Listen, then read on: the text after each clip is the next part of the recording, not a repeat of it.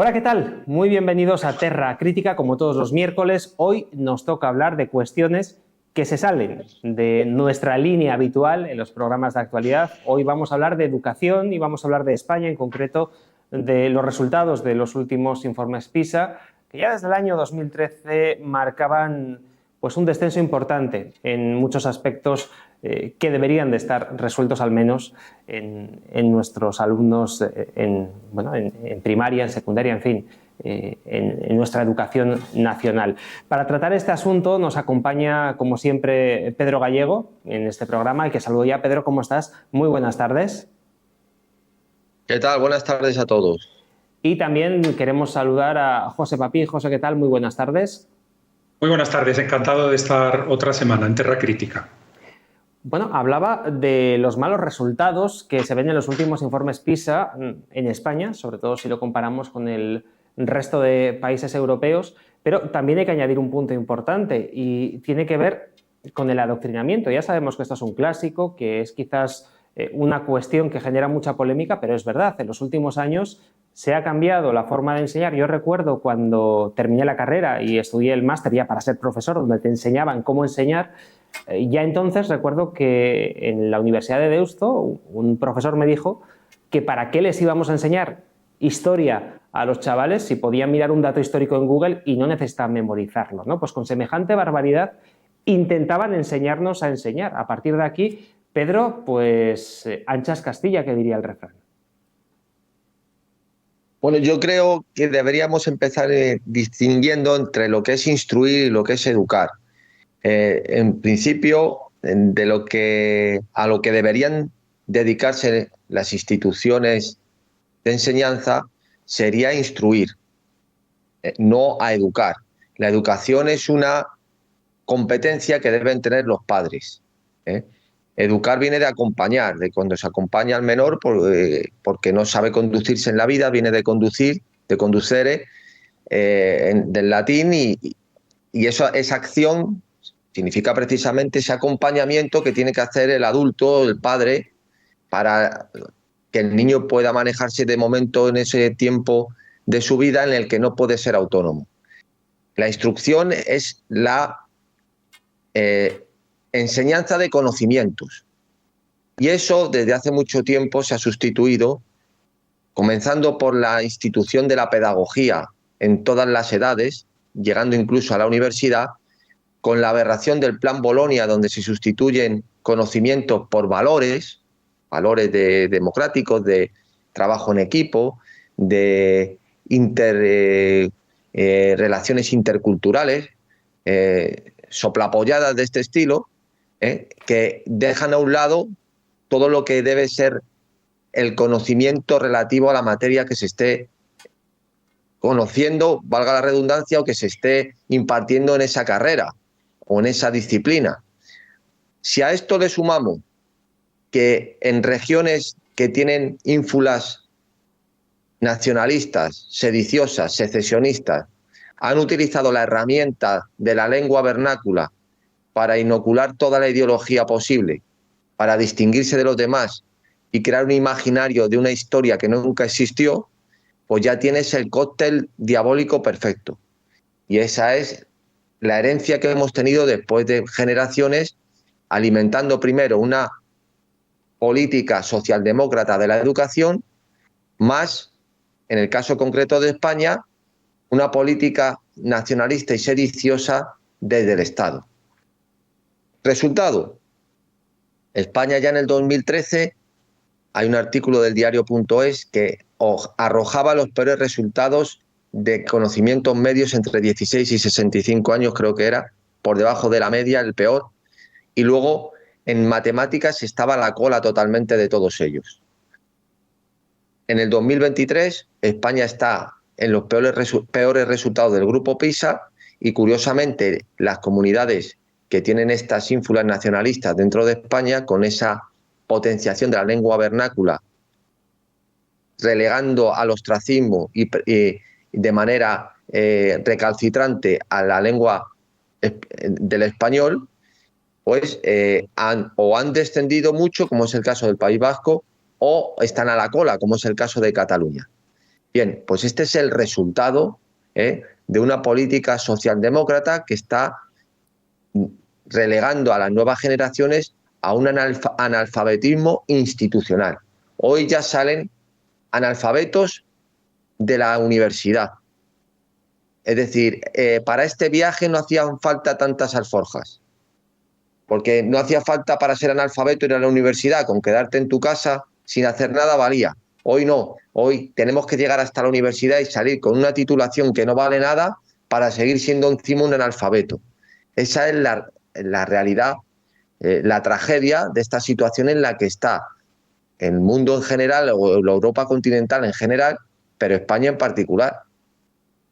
Y aparte, fíjate, José, es una cuestión que hemos comentado muchas veces en tantos programas también me estoy acordando de los que hacíamos con José Luis Escobar, que era también un experto en esta cuestión, como él indicaba muchas veces que la propia cultura del esfuerzo se había eliminado completamente de la enseñanza.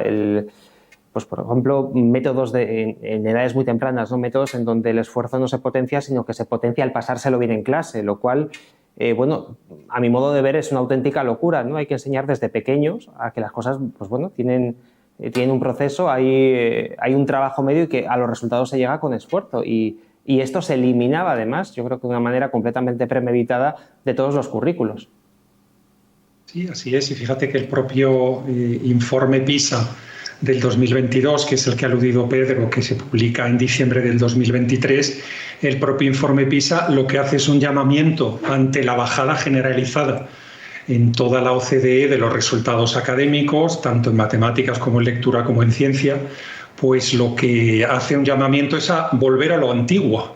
Y de hecho hace un llamamiento a que los padres, y lo ha mencionado muy bien Pedro antes, se vuelvan a implicar en la instrucción de los hijos, no solo la educación que se hace en casa, sino la instrucción de los hijos, cultura del esfuerzo, eliminar las distracciones de todos los dispositivos móviles. Y bueno, le echan la culpa, me lo he notado aquí en una chuletilla, al COVID-19. Dicen que el COVID-19 fue el que tuvo la culpa de que los chavales no hayan podido aprender bien durante ese periodo del 20 al 22 y que por eso los resultados son una bajada generalizada, insisto, en toda la OCDE, ¿no? Perdona que te interrumpa, José, pero en el año 2012, en el máster para aprender a ser profesor, digamos, el antiguo CAP, ¿no? Que ahora llaman máster de profesorado, en fin, nos decían que teníamos que utilizar móviles, ordenadores, tablets y demás aparatos tecnológicos a los que hacías referencia para ayudar en la educación. Es decir, nos invitaban a los que íbamos a ser profesores en aquella época a que incentiváramos el uso de estos dispositivos para la enseñanza. Fíjate que hay un caso que se ha estudiado mucho en Finlandia y es la bajada brutal que ha tenido Finlandia, que hace unos años era el país modelo para todo esto de la educación, ¿no? Y todo el mundo miraba a Finlandia y demás, y ahora Finlandia se está hundiendo en muchísimos de los rankings y parece ser que la cuestión fundamental ha sido que decidieron quitar la libreta y el boli. Decidieron quitar la libreta y el boli y meterse en las tabletas, y las tabletas ha tenido un impacto, ha tenido un impacto horrible en Finlandia, y de hecho ahora mismo vuelven a libreta y a boli, está por toda la prensa finlandesa. Insisto, este es un país que ha demostrado, o sea, como eso de que el progreso siempre está ahí es una falacia, a veces los países van para atrás. Y en el caso de Finlandia, pues han ido para atrás, ¿no? Y la causa que se discute allí, se conversa en el Parlamento finlandés, pues es fundamentalmente esto, ¿no? Y algo que me gusta aquí también de la introducción que ha hecho Pedro es que el comité de expertos lo queremos para cuando nos interesa. Cuando no nos interesa no queremos al comité de expertos. Es decir, queremos vivir en el dataísmo cuando el dataísmo apoya la ideología. Cuando el dataísmo no apoya la ideología, entonces nos quedamos solo en la ideología. ¿En qué quedamos? Porque son esas ideologías de lengua regional, de socialdemocracia, en todos los valores que se están transmitiendo a los chavales, en lugar de conocimientos puros y duros, pues toda esta ideología hace que haya pasado lo que ha pasado. Entonces, ¿ahora qué hacemos? ¿Datos o ideología? Ahora mismo es un momento de estos de contradicción en el cual nuestras élites se lo tienen que repensar, sobre todo como nos van a contar el relato o el contrarrelato de la metida de pata que han hecho, ¿sabes?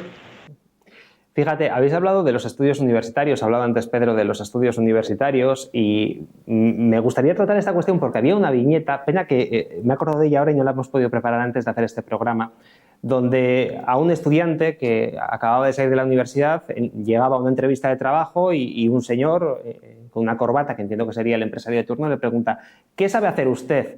Y se veía un chavalito joven con un bocadillo de estos de los tebeos encima, con una foto en la que aparecía él con una pancarta pidiendo, pues no sé si era un tema ecológico o alguna manifestación de estas que tanto se meten en la universidad, ¿no? ¿Qué ha aprendido usted en la universidad? Pues a protestar por causas sociales y hacer activismo, pero vamos, ser útil para poder hacer una pieza de una máquina, por ejemplo, pues no. Y al final volvemos otra vez a lo mismo. Mucho adoctrinamiento, mucha ideología, Pedro, pero poca utilidad para el día a día. Lógicamente, es que todo esto se ha totalmente transmutado a una cuestión puramente ideológica, puramente pedagógica, donde han aniquilado el concepto primero de universidad, pero luego también de instrucción.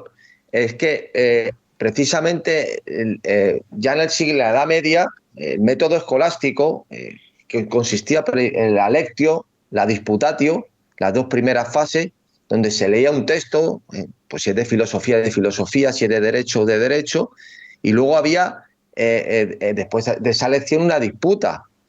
Luego había una síntesis de todas esas cuestiones, ¿no? Después de esa disputa se veía qué cuestiones aparecían y finalmente pues un destilado de las conclusiones de toda aquella de aquel procedimiento que se había seguido. Eso ha desaparecido completamente. O sea, es decir, es un sistema que te obliga a razonar, a pensar, a crear, sobre todo a pensar con un sistema, y crear un criterio. Eso se ha aniquilado completamente. No se sigue una instrucción para adiestrar tu cerebro a la hora de razonar. No se crea el hábito ni de la lectura, ni de la disputa, ni de buscar preguntas, ni de generar un espíritu crítico. Eso está aniquilado. Únicamente consiste en lo que han denominado introducir valores.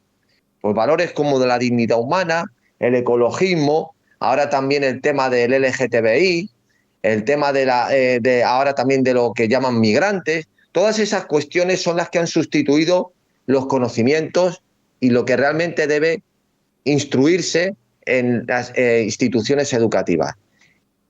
Conclusión o resultado, pues que creas insolventes mentales pero pacifistas, insolventes mentales pero ecologistas, insolventes mentales pero que no son homófobos, o porque claro, has creado un hombre que no tiene ningún prejuicio. Eso es lo que quiero decir que venden, ¿no? o que quieren intentar proyectar con ese modelo educativo. Lo que has creado es gente débil, analfabeta, sin espíritu crítico, muy maleable y muy fácil de dirigir hacia donde le indica el Estado o los medios de masas. Eso es la realidad en la que está subsumida España, gran parte del mundo en general, pero España en particular, que desde luego en nivel de estupidez estamos en la cima, estamos en lo más alto. Y eso se ve claramente a la hora de plasmar cualquier comentario crítico, donde hay una avalancha de los medios, de cualquier llamado tertuliano, que se te echa encima por cualquier elemento crítico que introduzcas en una conversación, porque eso está desterrado. Y eso, lógicamente, sabe que cuentan con el amparo de gran parte de la población que ha sido educada en esta ideología perversa, que están a cámara lenta o a fuego lento, mejor dicho, a fuego lento, están cocinando gente fracasada. Y eso es lo realmente triste de todo este asunto. Tan es así, Pedro, fíjate, me estoy acordando de un programa, creo que fue en Televisión Española, si no me equivoco, un debate en el que estaban hablando, pues bueno, de cuestiones que tenían que ver con el mundo woke, ¿no? Del tema del género. Antes hacías alusión a la cuestión LGTBI, y habían llevado pues a 2 o 3 jovencitos woke de manual, de este manual que José y yo hemos sido incapaces de hacer, Y luego enfrente tenían también a un comunista, pero de los de toda la vida, de estos marxistas que se habían leído El Capital, un estudioso, en fin, independientemente de la ideología que nos pueda gustar más o menos, pues era uno de estos marxistas clásicos, ¿no? Y se generó un debate muy interesante porque el marxista clásico estaba criticando la ideología woke desde el propio marxismo y por delante tenía a 3 o 4 niños woke que le llegaron a decir, José, que a mí me pareció increíble, que esto de pensar y de utilizar la razón era una cosa muy facha y que había que eliminarla. Claro, cuando eso se lo decían a un tío además que viene de la izquierda extrema, pues claro, uno dice ya apaga y vámonos, ¿no? Sí, bueno, son monstruos lo que se está creando, ¿no? Insolventes mentales, como acabáis de decir, ¿no?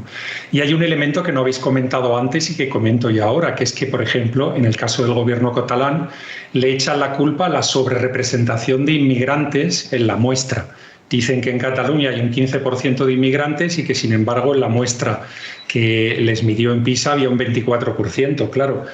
Es que esto en el fondo es que estamos una cosa o no estamos una cosa. Es decir, ¿queremos la ideología o no queremos la ideología? Lo que no puede ser es que, en fin, haya regiones en España por decisión propia, como puede ser Cataluña. En el caso de Canarias, por ejemplo, lo conoce bien Pedro, no es por decisión propia, sino por situación geográfica, que ahora mismo pues son una réplica del descalabro que está ocurriendo en las Bélgicas, las Francias, las Alemanias, los Reinos Unidos, los Holandas, los Suecias y todo este tipo de países.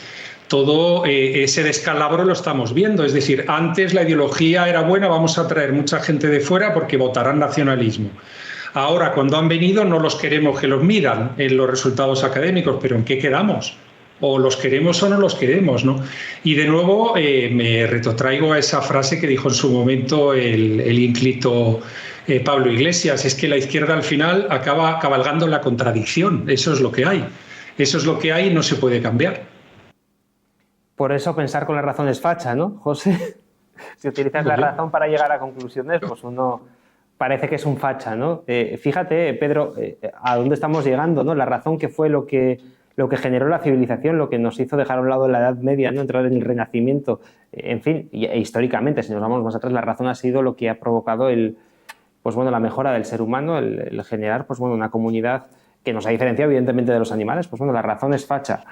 En fin, por eso también quizás los mensajes que vemos, Pedro, en los medios de comunicación son tan simples y tan infantiles, ¿no? Porque hemos generado niños, auténticos niños, o hemos evitado que sean adultos.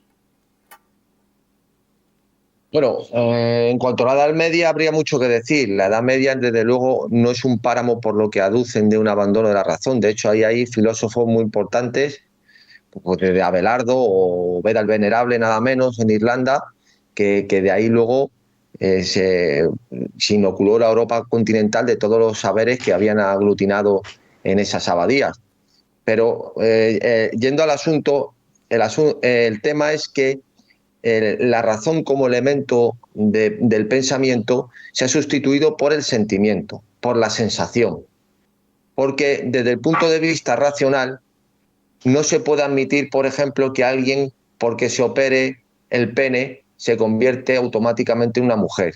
Porque alguien se vista con una minifalda y se pinte los labios, de repente pasa a ser una vedette.